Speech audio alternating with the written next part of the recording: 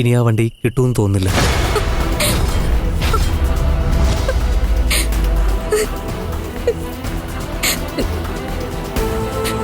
കിട്ടില്ലേ? അതെന്താ അക്കുച്ചേട്ടാ? അക്കുച്ചേട്ടൻ എനിക്ക് വാക്കുന്നല്ലേ വണ്ടി കൊണ്ടുവരാന്ന്.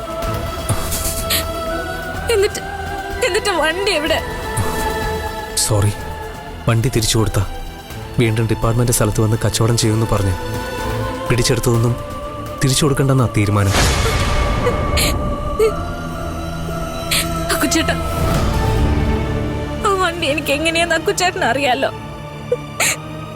ആ വണ്ടി ഇല്ലാതെ എനിക്ക് പറ്റില്ല അക്കുച്ചേട്ടാ. അതെനിക്ക് വേണം. എന്താ മോളെ, വണ്ടി കിട്ടിയില്ലേ? ഇല്ല ചാ.